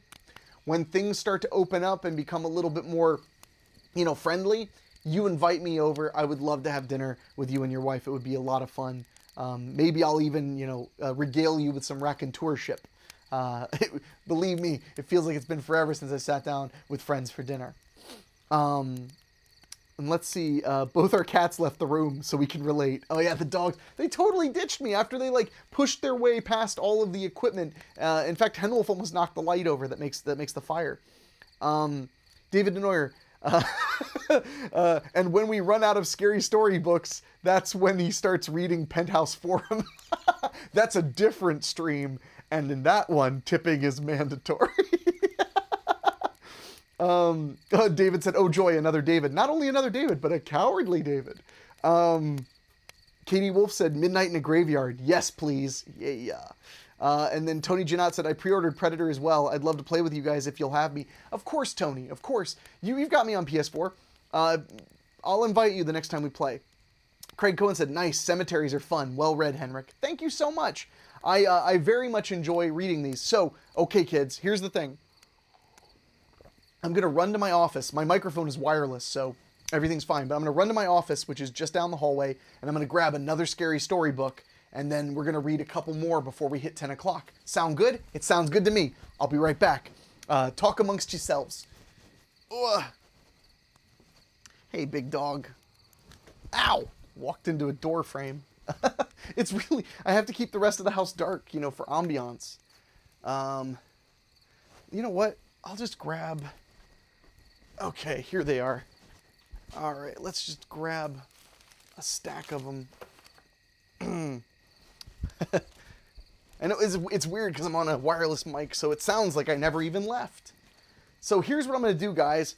We're going to play a fun random game. So what I did, instead of going and grabbing one of the books, I decided to grab all of the books that came in the mail today. They're all wrapped up, and I have no clue which one is which. So I say I'll open a random one, and then that'll be our book. So let's do this one. See, Jerry Roth, don't cross the streams. It would be bad. Craig Cohen, they're coming to get you, Barbara. All right. Let's see what we got in this package right here. Which, by the way, your guys' tips and contributions and T-shirt purchases have led me to buy these books. Okay, here we go. The next book we will be reading, we'll start tonight and be reading for the next couple weeks, is Scary Stories for Sleepovers number 8. This is from later in the series. Actually, this is almost the last book in the series. And it is written by Craig Strickland, which means it's not written by the original author or the author of the book we read before. This is a whole new thing. This is towards the end of the series. I'm very curious how Scary Stories for Sleepovers number 8 is going to hold up. So my friends, I'm going to take a sip of water, and we are going to read a story from Scary Stories for Sleepovers number 8. This is, I guess, toward the end of the series when they stopped calling them, because originally it was Scary Stories for Sleepovers, then more Scary Story for Sleepovers, then even more Scary Stories for Sleepovers, then Super Scary Stories for Sleepovers, then even more Super Scary Stories for Sleepovers. I don't know how I say things like that so fast. I'm amped up. I'm having a really good time.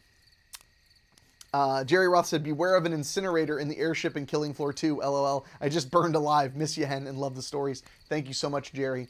I might have to join you guys for a little Killing Floor in a little bit. I'm not a huge gamer, but I do love playing games with friends, especially when we can't be near each other otherwise. Ooh, I was just curious what was in this other book, this other box. This one, look, Mega Scary Stories for Sleepovers. Coming soon to this stream, we'll be reading Mega Scary Stories for Sleepovers. All right. Excuse me. I'm goofing off too much. Hen Wolf came in to get me straight. You're a good doggy. All right, my friends. So what do you say? We start Scary Stories for Sleepovers number 8. I'm not waiting to hear from you guys. I'm going to just do it because I'm a maverick. You guys are awesome. Thank you guys so much. This is so much fun. All right, here we go. I'm going to crack her open. Good dog. I'm going to crack her open. Scary Stories for Sleepovers number 8. It's got some kind of a Yeti cat monster on the front cover. Here we go.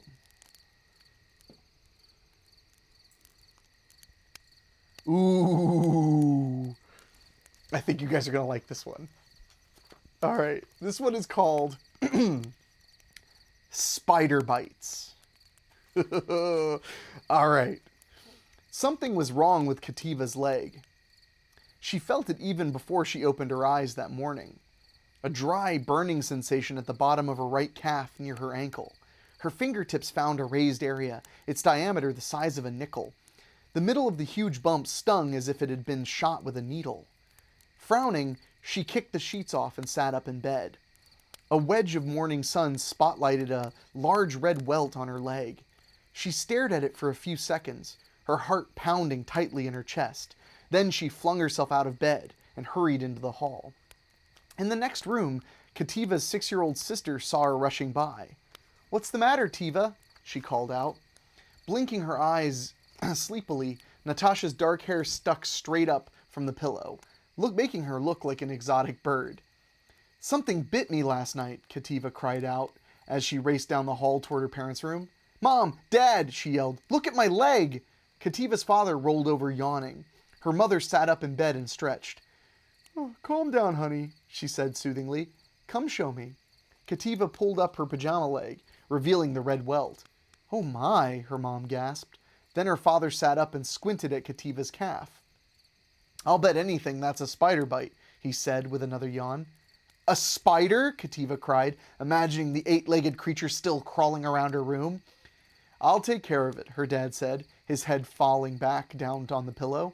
"Just as soon as I wake up." But it wasn't that easy. Right after breakfast, the entire family headed to Kativa's room. Kativa helped her mom change the sheets. Then the two vacuumed the room. Her dad took up the carpet around the baseboards to see if there were any nests there. Then he brought a ladder into the room to check the molding near the ceiling for webs. Even Natasha did what she could, wriggling under the bed with a flashlight and timidly checking beneath the desk. But no one found anything. Thanks anyway, Kativa told her parents and sister. In a way, it's good we couldn't find it, her mom said. That means whatever bit you is certainly not in this room now. And with that, her parents went out to clean up the breakfast dishes. Kativa hung around her room for a while, pulling books off the shelf to look behind them. Then she put the pajamas she'd worn into the laundry bin.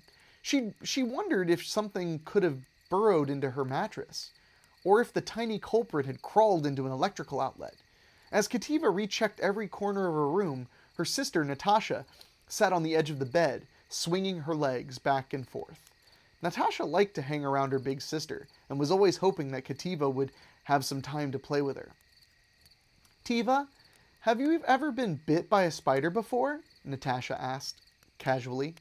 Kativa frowned, trying to remember. I don't think so, she answered. Why, have you? Natasha stopped swinging her legs. Her eyes grew big and round as she considered the question. Yes, she finally replied. It was on vacation last summer. It happened in the hotel we stayed in.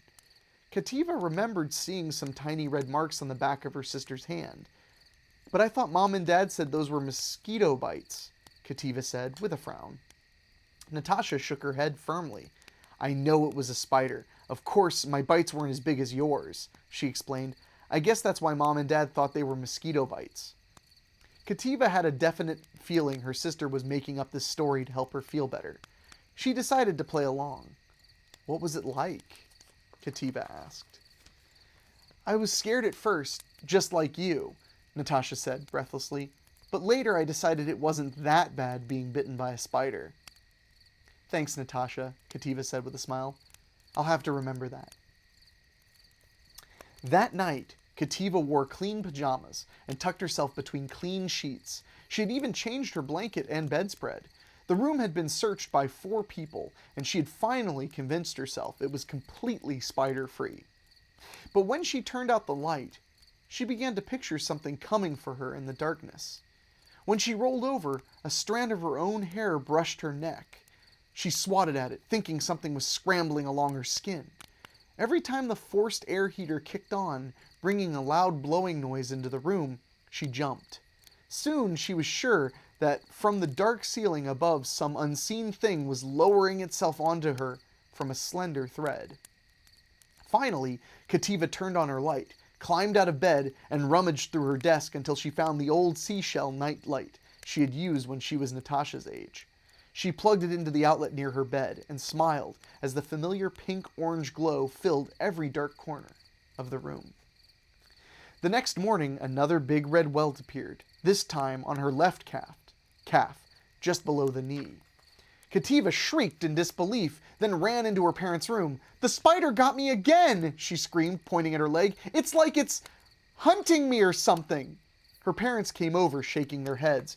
Her mom washed the bite with alcohol, as she had done the morning before, and her dad knelt on one knee next to her, still nodding his tie. I'm really sorry, honey, he said, his face grim as he studied the bite. I'll call an exterminator to spray the entire house, inside and out. I promise you, there won't be an insect or a spider anywhere on our entire property.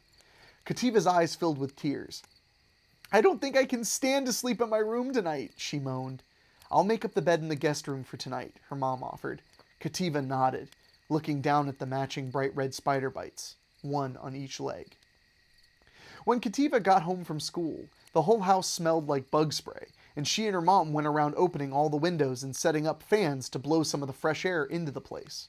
Kativa started to feel a little better after she spotted the bodies of tiny house spiders and moths lying on the floor, and she realized the exterminator's poison had done its job. Still, she refused to go anywhere near her own room. Just before bedtime, Kativa finally asked Natasha to go in there to get her pajamas. She was sitting at the desk in the guest room, making a half-hearted attempt to do some homework, when Natasha came in. Here you go, Tiva, she said, setting down Kativa's pajamas and then lying down on the bed. What you doing? I'm working on my endangered species report, Kativa said, thumbing through the papers before her. Normally, Kativa hated when her sister bugged her while she was studying, but Natasha had been feeling sick all afternoon and Kativa felt sorry for her. You won't believe how much homework you're going to get, Natasha, when you're my... She broke off her words, startled by her little sister's zombie-like state. Natasha wasn't listening. Instead, the little girl was staring down at the welts on Kativa's legs. "I know how you feel, you know," Natasha whispered, dramatically. "The spider in that hotel bit me more than once, too." "Really?" Kativa said in a weak voice. "Yeah," Natasha answered, her voice growing excited. The truth of the matter was, the whole topic was starting to make Kativa feel very uncomfortable. She decided to change the subject. "Natasha, would you mind doing me one more favor?" Kativa asked. The little girl brightened. "Sure, Tiva, anything." "Could you go into my room again and bring me my seashell nightlight?" Natasha, thrilled to have another mission, marched obediently down the hall. It was weird sleeping in the guest room. Everything looked different. The Indian art prints on the wall, lit by the soft reddish glow of her nightlight, made it seem as if she were in some kind of museum. Even the noises of the house, like the distant hum of the refrigerator and the furnace, sounded different from this room. She knew there couldn't possibly be any spiders here. There couldn't be any in her own room either, or anywhere else in the whole house, thanks to the exterminator. Still, it took her a long time to fall asleep. The bite was on her arm this time, on her left wrist, right where she would have worn a watch if she had one. Kativa didn't even scream when she awoke and saw it. She just felt weak. She lay in bed under the paintings of corn and hand looms and foxes and stared at her wrist as if she were trying to tell the time. "It's impossible," she thought in confusion. "How did it find me in here?" When her parents came in a few minutes later to wake her up for school, Kativa held up her arm without a word, tears glistening in her eyes. For a moment, both grown-ups simply stared at the new red bump, their mouths open. "I don't believe it," her dad fumed. "That exterminator is coming right back here." "Let's try something first," her mom said, still examining Kativa's arms. "There's a man at the college who studies bugs. I think his name is Professor Weber. I've heard he knows everything about bugs, so maybe he can give us some advice." Kativa's dad bent over the arm, shaking his head. "It's worth a try," he said. "Don't worry, Kativa. We'll find that spider." Professor Weber's office, located in the biology building on the State College campus, was filled with bugs. Hundreds of butterflies, each pinned to a small mounting board, hung from the walls. The bookshelves were covered with volumes on insects, and in one corner of the room was a huge glass-covered table housing the biggest assortment of spiders Kativa had ever seen. Everything from huge hairy tarantulas to glossy black widows was under that glass, mounted and labeled. "Quite a collection, don't you think?" said a tall man behind a desk in the corner. He stood up on lanky limbs and extended a long arm. "If you're hearing all that noise, that's Hen Wolf struggling. Wolfie, come here." She walked onto some equipment and got stuck. "You okay, big dog?" "Okay, good girl." Poor dog. All right, anyway, where was I? "Quite a collection, don't you think?" said a tall man behind a desk in the corner. He stood up on lanky limbs and extended a long arm to Kativa's mother, his dark glassy eyes shining. "I'm Professor Weber," he grinned at Kativa, "and I understand you have a bug bite you want me to see?" Kativa nodded and pushed up her sleeve. "This is the third bite I've had," she began. "It happened just last—" "Oh my," Professor Weber gasped. "That is a big one." He walked around his desk and over to Kativa and her mother with only 2 steps of his long, thin legs. Then he groped in his pockets and drew out a magnifying glass. "In fact, it's the biggest one I've ever seen."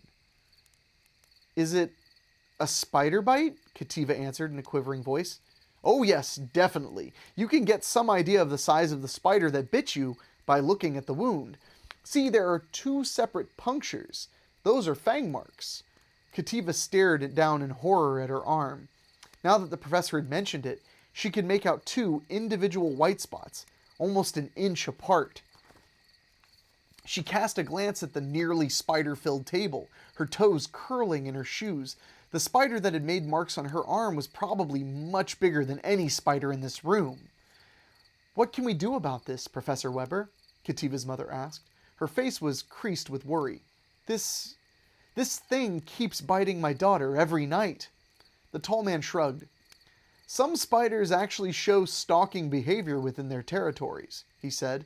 A little grin never quite left his face, as if he were amused by Kativa's situation. He turned toward her. It appears that this spider has grown quite fond of you. Why don't you try moving to a different room? I did, Kativa cried out in frustration. It got me there too. Oh my, the professor said. That means your spider must have quite a large territory indeed. He fell silent and continued to look in fascination at Kativa's arm.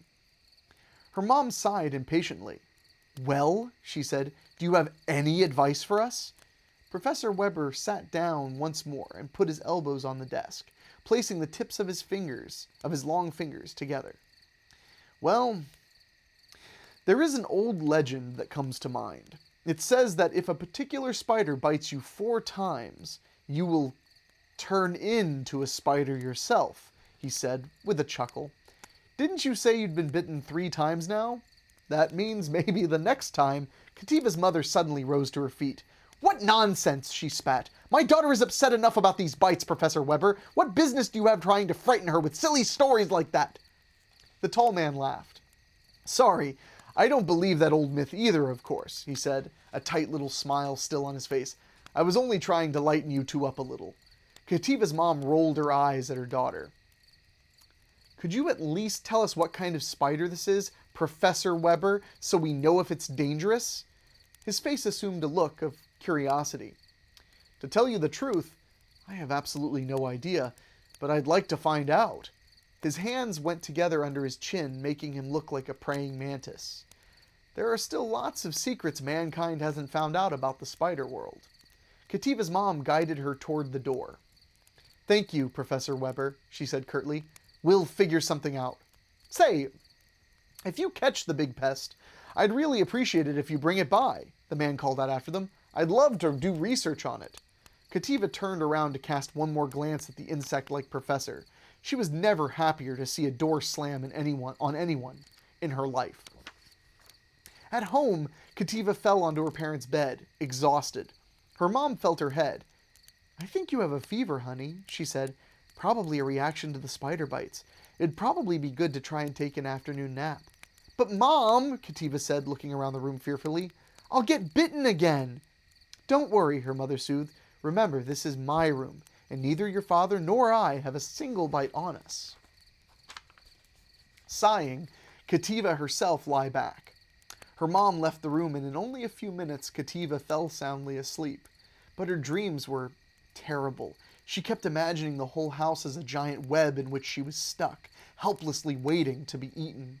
And from somewhere, hiding from sight within the sticky, web-covered walls, there was the scrambling sound of something huge and hungry coming after her.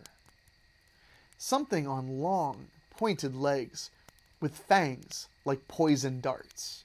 When she opened her eyes after sleeping for almost 3 hours, Natasha was standing by her bedside. Hi, Tiva, she sang out. Now that you're awake, would you like to play? Kativa stretched out and shook her head. Natasha, I don't feel like playing right now, she said. Natasha sighed. You never have any time to play, she said in a pouty voice. Sorry, Kativa said, carefully checking her arms and legs. There were no new bites. I've just got my mind on other things right now, she added. Natasha brightened. Mom says you talked to a crazy man at the college, she said. Kativa smiled and sat up in bed. Yes, I guess you could say that, she agreed. He told us this weird story about how if you get bitten 4 times by this one spider, you could turn into a spider yourself. Sounds nuts, doesn't it? But Natasha did not laugh. Instead, her face filled with concern. Would you be scared if that was happening to you? Natasha asked. Kativa hadn't expected her sister to take her comments seriously. That's not happening to me, Natasha, she explained. Kativa tried to chuckle just to show how ridiculous the idea was, but somehow she couldn't work up a laugh. She looked down between the blinds out the window. The sun was going down, and the sight made her feel even colder inside. Maybe that college man meant it's kind of like a werewolf, Natasha pressed on, her eyes wide, except with spiders instead of wolves. Kativa finally found her voice. Natasha, Maybe we should stop talking about spiders, okay? Natasha looked at her sheepishly. Sorry, Tiva, she said with a little shrug. Then she raced off. Oh, by the way, she shouted back over her shoulder, Mom wants you to come down for dinner if you feel up to it. But Cativa wasn't hungry. All she could do was lie there, imagining wherever she went in the house, spiders skulked behind potted plants and nestled in the valances on the tops of the curtains, ready to pounce on her. Wolfie, come on. You don't get stuck over there, baby girl. You can go through here. Okay. That night, her parents fixed up a cot for her in their own bedroom. They even plugged in her seashell nightlight. Her dad waved bravely at her just before rolling over to sleep. Nothing will dare get you tonight, he promised. Not with your father on duty. Good night, dear, her mom said. Just try to get some sleep, and I'm sure you'll feel much better in the morning. Cativa sighed and rested her head on the pillow, but she was unable to sleep. She wished she hadn't taken such a long nap. She lay there, her eyes wide open in the darkness. After a while, she heard her parents lapse into even breathing, followed by light snoring. Cativa finally closed her eyes. She was roused from sleep sometime later. A spider, the spider, was biting her, this time on the neck. Paralyzed with fear, Cativa forced her eyes open. All she could see was Natasha's face looming before her, but something was terribly wrong. Fine black hair covered the little girl's features. Her eyes looked like furry black saucers. It takes about a month, Tiva, then you'll be like me, Natasha whispered, her voice like the high, screechy sound of violins being tuned. Then we'll have plenty of time to play. Just think, we'll be two spiders crawling through the house together after it gets dark. Cativa could not bring herself to make a sound, nor could she move. 8 legs, all long and hairy, gripped her in a strong embrace. She could only watch as the changed face of her sister moved forward again to pierce her throat with its straw-like fangs. Ah! Oh man! So we got spiders, but also the fear of the little sister. Yes! Oh man. All right. Let me get a little bit more water. What do you guys think of that one? Professor Weber, I think, might have been my favorite part of that whole thing, if I'm being honest. And I try to be honest. Let's see what you guys are saying.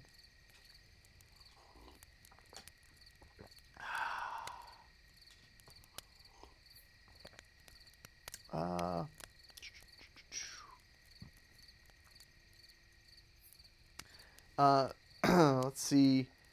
Morgan Moore, I am immediately down. Some people love spiders. I think they're very creepy, which means that I like them because I like things that scare me.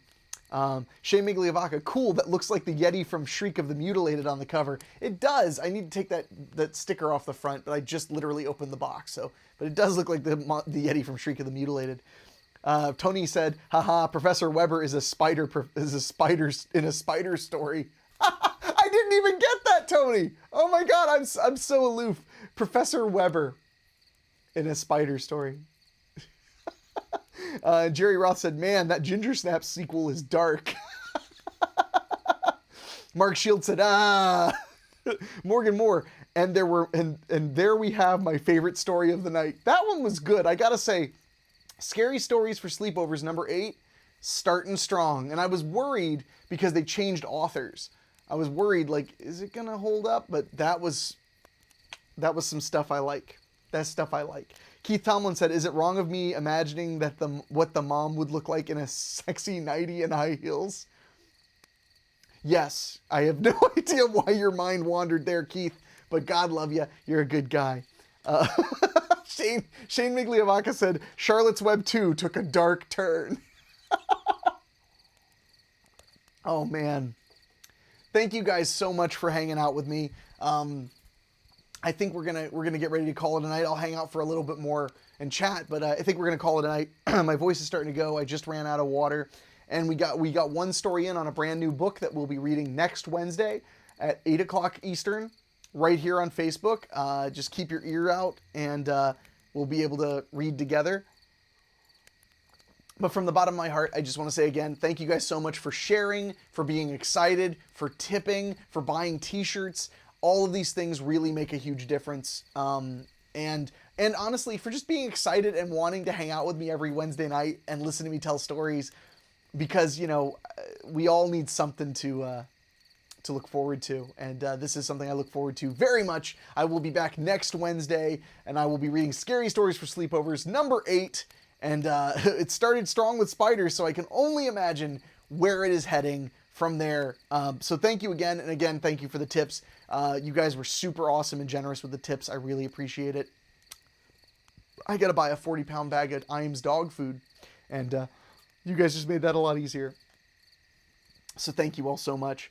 So unless you guys have anything else to say, I'm probably gonna hop off here just in a second.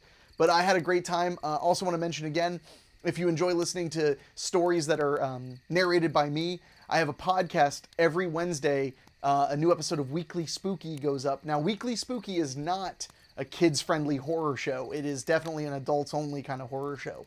But if you like podcasts and you like audiobooks, every single week you get a brand new short story narrated by me. All you have to do is go to weeklyspooky.com or search Weekly Spooky on your favorite podcast app, and you can give it a listen. So let's see. Craig Cohen said, "Thank you, Henrik. Always fun." Thank you, Craig. Thank you for all your support and for all the things you do very much. Keith said it was either hang out with you or hit myself in the head with a hammer, and I can't find a hammer. That was a solid one, Keith. So thank you guys so much for a fun night, and I will see you hopefully next Wednesday right here, 8 o'clock Eastern. You guys take care, and if you're just tuning in right as we're wrapping up, just so you know, oh man, and right at the last second, David DeNoyer just sent me a tip which said buy a copy of The Stand or Food or whatever. And he sent me the retail price of the Stand on Blu-ray. So, but if you just tuned in and missed it, then stick around and you can watch it will allow you to watch it back. It's all being recorded. So on that note, my friends, thank you again so much. I'm out of here for now, but please stay safe.